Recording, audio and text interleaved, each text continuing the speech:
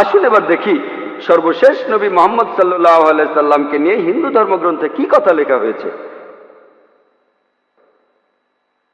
ভবিষ্য পুরাণায় উল্লেখ আছে 3 নম্বর পর্ব, 3 নম্বর খণ্ড, 3 অধ্যায়, 10 থেকে 27 নম্বর শ্লোক। বলা হয়েছে যে ম্লেচ্ছরা তারা আরবের ভূমিকে অপবিত্র করেছে, আর্য ধর্মকে সেখানে খুঁজে পাওয়া যায় না। এখানে কিছু শত্রু ছিল যারা অতীতে পরাজিত হয়েছে, কিন্তু এখন আরো শক্তিশালী শত্রু উপস্থিত হয়েছে। আমি একজন মানুষকে পাঠাবো যার নাম হবে মুহাম্মদ সাল্লাল্লাহু আলাইহি সাল্লাম। তিনি এই শত্রুদের ধ্বংস করবেন আর মানুষকে সুপথে পরিচালিত করবেন। হে ভোজ রাজা, তুমি কখনোই সেখানে যাবে না যেখানে পিশাচদের রাজত্ব, কারণ আমি আমার করুণা দিয়ে তোমাদের হৃদয়কে পবিত্র করব। তখন দেবদূতের মতো একজন মানুষ তিনি রাজার সামনে আসলেন আর বললেন, হে রাজা, আমাকে এখানে পাঠিয়েছেন ঈশ্বর পরমাত্মা। আর্য ধর্ম পৃথিবীতে বিরাজ করবে, যে ধর্মটা সত্য, দ্বীনুল হক, সেটা পৃথিবীতে বজায় থাকবে। আমাকে এখানে পাঠিয়েছেন ঈশ্বর পরমাত্মা, যাতে মাংসভোজীদের বিশ্বাসকে প্রতিষ্ঠা করা যায়। আমার অনুসারীরা হবে সেই লোকেরা যারা সুন্নতে খাতনা করবে, আর তাদের মাথার উপরে কোনো টিকি থাকবে না। তারা একটা বিপ্লব তৈরি করবে, তারা মুখে দাড়ি রাখবে, তারা প্রার্থনার জন্য আহ্বান করবে, বিধিসম্মত সব খাবারই খাবে, তবে তারা শূকরের মাংস খাবে না। তারা লতাগুল্মের মাধ্যমে পবিত্র হবে না, বরং যুদ্ধ বিগ্রহের মাধ্যমে পবিত্র। তাদেরকে বলা হবে মুসলমান, আর তারা হবে মাংসভোজী। এই ভবিষ্যৎবাণী যে একজন ঋষি আসবেন, আর সেই ঋষির নাম উল্লেখ করা হয়েছে মুহাম্মদ সাল্লাল্লাহু আলাইহি ওয়াসাল্লাম। আর বলা আছে তিনি মানুষ জাতিকে সঠিক পথে পরিচালিত করবেন। আমরা জানি মুহাম্মদ সাল্লাল্লাহু আলাইহি ওয়াসাল্লাম আরবদের পথ দেখিয়েছেন। সে সময়কে বলা হতো আয়ামে জাহেলিয়া, অর্থাৎ বিশৃঙ্খলার যুগ। তিনি তাদের আলো সন্ধান দিয়েছেন। আর বলা হয়েছে তার অনুসারীদের খতনা করা থাকবে। মুসলমানরা খতনা দেয়, তাদের মাথায় কোনো টিকি থাকবে না, মাথার পেছনে কোনো লেজ থাকবে না, মুসলমানদেরও থাকে না। তাদের মুখে দাড়ি থাকবে, মুসলমানরাও দাড়ি রাখে। তারা একটা বিপ্লব ঘটাবে, তারা প্রার্থনার জন্য আহ্বান করবে, আর সেটা হলো আজান। আমরা মুসলিমরা আজান দেই, নামাজের জন্য আহ্বান করি। তারা সব বিধিসম্মত খাবার খাবে, কিন্তু শূকরের মাংস তারা ছোবে না। আমরা মুসলিমরা শূকরের মাংস খাই না। তারা লতাগুল্মের মাধ্যমে পবিত্র হবে না, তারা পবিত্র হবে যুদ্ধ বিগ্রহের মাধ্যমে। আর পবিত্রকরণে আমাদেরকে বলা হয়েছে সত্যের জন্য যুদ্ধ করব, অন্যায় অবিচারের বিরুদ্ধে। তাদেরকে বলা হবে মুসলমান, তারা হবে মাংসভোজী। ভবিষ্য পুরাণের এই ভবিষ্যৎবাণী একেবারে পরিষ্কার ভাবে সর্বশেষ ও চূড়ান্ত নবী মুহাম্মদ সাল্লাল্লাহু আলাইহি সাল্লাম এবং তার অনুসারীদের কথা বলছে। মুহাম্মদ সাল্লাল্লাহু আলাইহি সাল্লামের নাম বিভিন্ন জায়গায় অনেকবার বলা হয়েছে, হাতে সময় নেই, সেজন্য ভবিষ্য পুরাণ থেকে কয়েকটা উদাহরণ দিচ্ছি। এই ভবিষ্যৎবাণী করা হয়েছে ভবিষ্য পুরাণের 3য় পর্ব, 3য় খণ্ড, 3য় অধ্যায়ের 5 থেকে 8 শ্লোকে। এছাড়া বলা আছে ভবিষ্য পুরাণের 3য় পর্বে 1ম খণ্ড, 3য় অধ্যায়ের 21 থেকে 23 নম্বর শ্লোকে।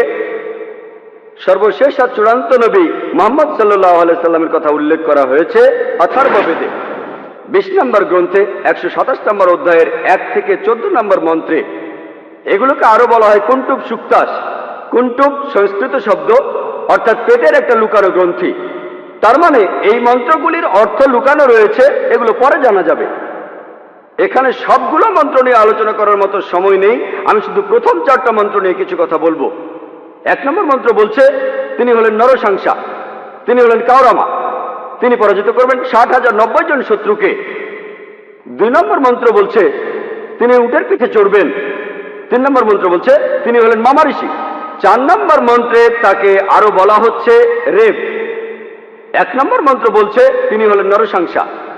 নরসাংসা শব্দটা এসেছে নর থেকে, অর্থাৎ কোনো ব্যক্তি বা একজন লোক। আর সাংসা অর্থ প্রশংসা, কারো প্রশংসা করা। তাহলে নরসাংসা অর্থ যে ব্যক্তিকে প্রশংসা করা হয়। আর আপনারা যদি মহানবী মুহাম্মদ সাল্লাল্লাহু আলাইহি সাল্লামের নামের ইংরেজি অনুবাদ করেন, যদি তার নামের ইংরেজি অনুবাদ করেন তার অর্থ যার প্রশংসা করা হয়, তাহলে নরসাংসা শব্দটার আরবি অনুবাদ করলে সেটা হবে মুহাম্মদ সাল্লাল্লাহু আলাইহি সাল্লাম। এখানে নামে উল্লেখ করা হচ্ছে। এরপর বলা হচ্ছে তিনি হলেন কাওরামা। এই কাওরামা শব্দটার একটা অর্থ সংস্কৃতিতে হলো শান্তির রাজপুত্র। আর মুহাম্মদ সাল্লাল্লাহু আলাইহি সাল্লাম শান্তির রাজপুত্র ছিলেন। আরেকটা অর্থ হলো যে বিদেশে যায়। হযরত মুহাম্মদ সাল্লাল্লাহু আলাইহি সাল্লাম হিজরত করেছিলেন মক্কা থেকে মদিনায়, তিনি বিদেশে গিয়েছিলেন। এছাড়া প্রথম মন্ত্রে আছে তিনি 60,090 জন শত্রুকে পরাজিত করবেন। আর সে সময় মক্কায় যেসব লোকজন থাকতো তাদের মধ্যে যারা নবীজির বিরুদ্ধে ছিল তাদের সংখ্যা আনুমানিকভাবে 60,000 জন। 2 নম্বর মন্ত্র বলছে যে তিনি উটের পিঠে চড়বেন। কোন ইন্ডিয়ান ঋষি, কোন ব্রাহ্মণই কখনো উটের পিঠে চড়বেন না, কারণ মনুস্মৃতিতে বলছে 11 নম্বর অধ্যায়ের 202 নম্বর অনুচ্ছেদে বলা হয়েছে একজন ব্রাহ্মণকে কোনো গাধা বা উটের পিঠে চড়তে নিষেধ করা হয়েছে। এতে বোঝা যাচ্ছে ইনি কোনো ইন্ডিয়ান ঋষি নন। 3 নম্বর মন্ত্র বলছে তিনি মামা ঋষি। মামা অর্থ মহা, অর্থাৎ মহান ঋষি। আর এছাড়াও অন্যান্য ধর্মগ্রন্থ বলছে সেটা মোহাম্মদ ঋষি। 4 নম্বর মন্ত্র বলছে তিনি হলেন রেব। রেব অর্থ যিনি প্রশংসা করেন। আর মোহাম্মদ সাল্লাল্লাহু আলাইহি ওয়াসাল্লামের আরেকটা নাম হলো আহমদ সাল্লাল্লাহু আলাইহি ওয়াসাল্লাম, অর্থাৎ যিনি প্রশংসা করেন। তাহলে নবীজির এই অন্য নামটা, এই আহমদ শব্দটা সংস্কৃত করলে পাবেন রেব। আর এ কথাটাই রয়েছে অথর্ব বেদে। এই মন্ত্রগুলি কুন্টুব সুক্তাস, এই মন্ত্রগুলি শুধু একজনকে নির্দেশ করছে, তিনি সর্বশেষ চূড়ান্ত নবী মুহাম্মদ সাল্লাল্লাহু আলাইহি ওয়াসাল্লাম। আমি কয়েকটা ভবিষ্যৎবাণীর কথা বলবো, এছাড়াও আরো আছে। মুহাম্মদ সাল্লাল্লাহু আলাইহি সাল্লাম, তার কথা বলা হয়েছে অথর্ব বেদে 20 নম্বর গ্রন্থের 21 নম্বর অনুচ্ছেদের 6 নম্বর পরিচ্ছেদে বলা হয়েছে যে একজন কারু, সে পরাজিত করবে 10,000 শত্রুকে কোন রকম যুদ্ধ ছাড়াই। এখানে আহজাবের যুদ্ধের কথা বলা হচ্ছে, খন্দকের যুদ্ধের কথা পবিত্র কোরআনে সূরা আহজাবে আছে। আর কারু সংস্কৃত ভাষায় এর অর্থ যে ব্যক্তি প্রশংসা করে, যেটা মুহাম্মদ সাল্লাল্লাহু আলাইহি সাল্লামের দ্বিতীয় নাম আহমেদের অনুবাদ। যে ব্যক্তি প্রশংসা করে, এখানে বলা হচ্ছে যে ব্যক্তি প্রশংসা করে অর্থাৎ আহমদ, তিনি 10,000 শত্রুকে পরাজিত করবেন কোনো যুদ্ধ ছাড়া। আমরা জানি যে খন্দকের যুদ্ধে শত্রু বাহিনীতে আনুমানিক 10,000 সৈন্য ছিল, আর এই যুদ্ধে মুসলমানরা কোনো যুদ্ধ ছাড়াই জিতেছিল। নবীজির কথা আরো আছে অথর্ব বেদে 20 নম্বর গ্রন্থের 21 নম্বর অনুচ্ছেদের 7 নম্বর পরিচ্ছেদে বলা হয়েছে যে আভান্দু, তিনি 60,090 জন শত্রুকে আর 20 জন গোত্র প্রধানকে পরাজিত করবেন। আভান্দু একটা সংস্কৃত শব্দ যার অর্থ যে প্রশংসা করে। এটা মুহাম্মদ সাল্লাল্লাহু আলাইহি সাল্লামের নামের অনুবাদ। আরো বলা আছে যে তিনি হবেন এতিম। আর আমরা এখন ইতিহাস থেকে জানি সে সময় আনুমানিক 20 জন গোত্র প্রধান ছিল মক্কা শহরে, যারা নবীজির কাছে পরাজিত হয়েছিল। আর মক্কার যেসব লোক তার বিপক্ষে ছিল তারা ছিল প্রায় 60,000। এই ভবিষ্যৎবাণীর কথা আরো আছে ঋগ্বেদে 1 নম্বর গ্রন্থের 3 নম্বর অনুচ্ছেদের 9 নম্বর পরিচ্ছেদে। এখানে সংস্কৃত শব্দ হলো সুশ্রামা। সুশ্রামা এটাও একটা সংস্কৃত শব্দ যার অর্থ যে ব্যক্তি প্রশংসা করে, যেটা মুহাম্মদ সাল্লাল্লাহু আলাইহি সাল্লামের নামের অনুবাদ। আরো অনেক ভবিষ্যৎবাণী আছে, এখানে সময় কম তাই সবগুলো বলতে পারছি না। নবীজির কথা আরো বলা হয়েছে সামবেদে উত্তর চিকে 15 নম্বর মন্ত্রে বলা হয়েছে যে আহম্মদ, তাকে দেওয়া হয়েছে অবিনশ্বর আইন। এখানে নবীজির নাম বলা হয়েছে আহমদ সাল্লাল্লাহু আলাইহি সাল্লাম, তাকে দেওয়া হয়েছে অবিনশ্বর আইন। পবিত্র কোরআন এটাই তার শরিয়া। কিন্তু যদি এই অনুচ্ছেদটার অনুবাদ পড়েন, আহমদ শব্দটা আসলে আরবি শব্দ, তারা এটার অনুবাদ করতে পারেনি, তাই লিখেছে আহাম মাটি। আহা আর মাটি সংস্কৃত শব্দ যার অর্থ আমার বাবা। তার মানে আমার বাবাকে দেওয়া হয়েছে অবিনশ্বর আইন। অনুবাদটাতে আপনারা আলাদা শব্দ দেখবেন, তবে অরিজিনাল গ্রন্থে আছে আহমদ।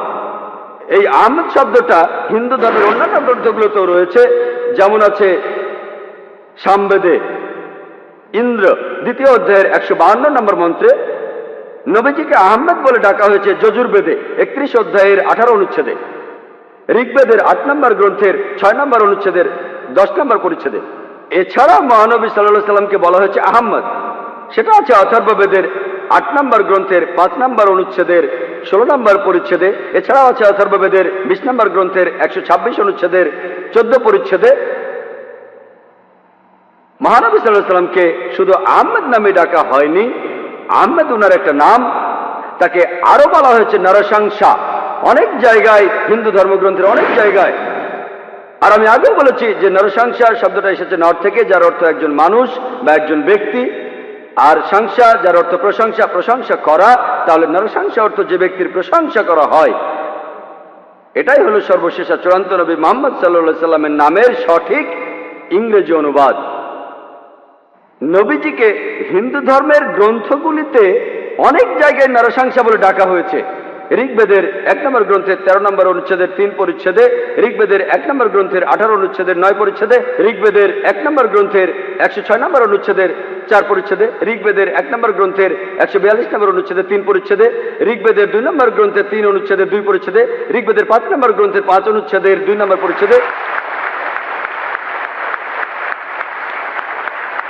ঋগ্বেদের 7 নম্বর গ্রন্থের 2 অনুচ্ছেদের 2 নম্বর পরিচ্ছেদে, ঋগ্বেদের 10 নম্বর গ্রন্থের 64 অনুচ্ছেদের 3 পরিচ্ছেদে, ঋগ্বেদের 10 নম্বর গ্রন্থের 182 নম্বর অনুচ্ছেদের 2 নম্বর পরিচ্ছেদে, যজুর্বেদের 21 নম্বর অধ্যায়ের 31 অনুচ্ছেদে, যজুর্বেদের 21 নম্বর অধ্যায়ের 55 নম্বর অনুচ্ছেদে, যজুর্বেদের 20 নম্বর অধ্যায়ের 37 অনুচ্ছেদে, যজুর্বেদের 20 নম্বর অধ্যায়ের 57 নম্বর অনুচ্ছেদে, যজুর্বেদের 28 অধ্যায়ের 2 অনুচ্ছেদে, যজুর্বেদের 28 অধ্যায়ের 19 অনুচ্ছেদে, যজুর্বেদের 28 অধ্যায়ের 42 নম্বর অনুচ্ছেদে। এখানে শুধু রেফারেন্সগুলোই অনেকক্ষণ বলা যাবে। যেখানে নবী মুহাম্মদ সাল্লাল্লাহু আলাইহি ওয়াসাল্লামের নাম উল্লেখ করা হয়েছে তাকে বলা হয়েছে নরশংসা, অনেক জায়গায় বলা হয়েছে হিন্দু ধর্মগ্রন্থের। শুধু হিন্দু ধর্মগ্রন্থে মুহাম্মদ সাল্লাল্লাহু আলাইহি ওয়াসাল্লাম সম্পর্কে কি বলা আছে তার উপরই আমি একটা লেকচার দিতে পারবো। আমি শুধু আরেকটা ভবিষ্যৎবাণীর কথা বলবো কল্কি অবতার সম্পর্কে। আর নবীজিকে কল্কি অবতার বলা হয়েছে ভগবত পুরাণায়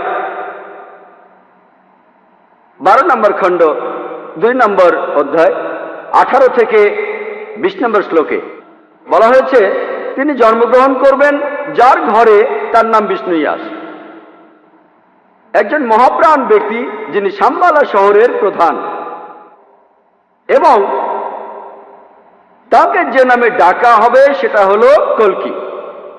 19 আর 20 নম্বর মন্ত্র বলছে যে তিনি হবেন এই পৃথিবীর সর্বময় প্রভু। তার থাকবে কিছু অসাধারণ চারিত্রিক গুণাবলী এবং তার থাকবে 8টি বিশেষ বৈশিষ্ট্য। 8টি বিশেষ বৈশিষ্ট্য তাকে দেয়া হবে একটি বাহন, একটি ঘোড়া, দেবদূত নিয়ে আসবে, আর তিনি একটি ঘোড়ায় চড়বেন, তার হাতে থাকবে তরবারি, তিনি শত্রুদের পরাজিত করবেন আর ফেরেশতারা তাকে সাহায্য করবে। এছাড়াও বলা আছে ভগবত পুরাণায় 1 নম্বর খণ্ডে 3 নম্বর অধ্যায়ের 25 নম্বর শ্লোকে যে তিনি জন্মগ্রহণ করবেন কলিযুগে। কল্কি অবতার জন্ম নেবেন কলিযুগে, যে সময় রাজারা ব্যবহার করবে ডাকাতের মতো। আর তিনি জন্মগ্রহণ করবেন বিষ্ণু ইয়াসের ঘরে এবং তার নাম হবে কল্কি। একই কল্কি অবতারের নাম উল্লেখ করা হয়েছে কল্কি পুরাণায় 2 নম্বর অধ্যায়ের 4 অনুচ্ছেদে। বলা হয়েছে যে তিনি জন্মগ্রহণ করবেন বিষ্ণু ইয়াসের ঘরে। কল্কি পুরাণা 2 নম্বর অধ্যায়ের 5 অনুচ্ছেদে বলছে তাকে সাহায্য করবে তার 4 জন সহচর তার ধর্ম প্রচার করতে। কল্কি পুরাণা 2 নম্বর অধ্যায়ের 7 অনুচ্ছেদে বলা হচ্ছে যে দেবদূতরা তাকে যুদ্ধক্ষেত্রে সাহায্য করবে। কল্কি পুরাণা 2 নম্বর অধ্যায়ের 11 অনুচ্ছেদে বলছে যে তিনি জন্মগ্রহণ করবেন বিষ্ণু ইয়াসের ঘরে এবং সুমতির গর্ভে। আর কল্কি পুরাণা 2য় অধ্যায়ের 15 অনুচ্ছেদ বলছে যে তিনি মাদল মাসের প্রথম অর্ধাংশে জন্ম নেবেন। শুধুমাত্র কল্কি অবতারের উপরে একটা লেকচার দেওয়া যায়, আমি এখানে সংক্ষেপে কয়েকটা পয়েন্ট বলছি। এই ভবিষ্যৎবাণী এগুলো বলছে। 1 নম্বর পয়েন্ট বলা হয়েছে যে কল্কি অবতার তার বাবার নাম সেটা হবে বিষ্ণু ইয়াস। বিষ্ণু ইয়াসের অর্থ দাঁড়াবে যে বিষ্ণুর উপাসনা করে, যে ঈশ্বরের উপাসনা করে। আর আমাদের প্রিয় নবী মুহাম্মদ সাল্লাল্লাহু আলাইহি ওয়াসাল্লামের বাবার নাম ছিল আব্দুল্লাহ। এটার অর্থ যে আল্লাহর উপাসনা করে, যে ঈশ্বরের উপাসনা করে। 2 নম্বর পয়েন্ট কল্কি অবতার যে মায়ের গর্ভে জন্মাবে তার নাম হবে সুমতি।